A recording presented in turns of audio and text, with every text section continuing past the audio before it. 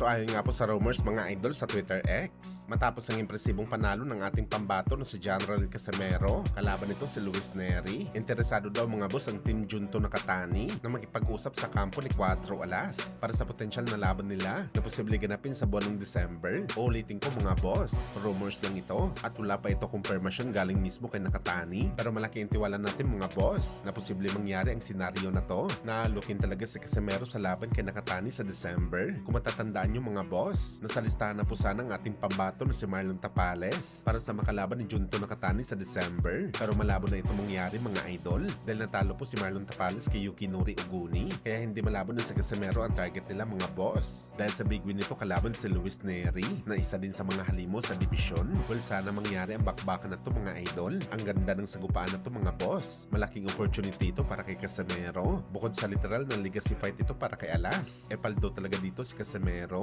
dahil si Nakatani kasi ang susunod kay Inoue bilang highest paid boxer sa lower class. Kaya abangan natin to mga idol. Samantala speaking kay Cuatro Alas mga boss, nagkita pala sila ni Kiyonosuke Kamida matapos ito manalo sa laban kay Luis Neri, kung saan mga idol nagpa-picture pa ang dalawa kasama si Master Cookie Kamida. Pero pagkatapos magkita si Casimero at Kamida, nagparinig naman si Kiyonosuke sa kanyang social media account na ayon sa translation sa kanyang mga sinabi, hiniling daw nito sa kanyang pinsan na si Cookie na gusto niya daw ulit labanan si Casimero, pero tumanggi daw ang angas ng Pinas na makipag-rematch kay Kamida. Literal daw umayaw si Casimero na labanan ulit si Kiyonosuke matapos ito ma-upset sa laban noong nakaraang taon. Well, sa totoo lang mga boss, bakit pa ba lalabanan ni Casimero si Kamida? Nalam na natin kung ano ang magiging bakbakan dito. At isa pa mga boss, naghahabol talaga ng oras si Casimero. 37 anyos na ito. Kailangan talaga nito ng big fight, kagaya sa laban kay Nakatani at Inoue. Bukod para patunayan ng kanyang sarili mga boss, na isa ito sa malalakas na fighter sa division, gusto talaga pumaldo ni Casimero. Mati kasi mga idol, basta nagkakaedad ng isang fighter, inuuna talaga na maging paldo sa laban para ma-secure nito ang kanyang future.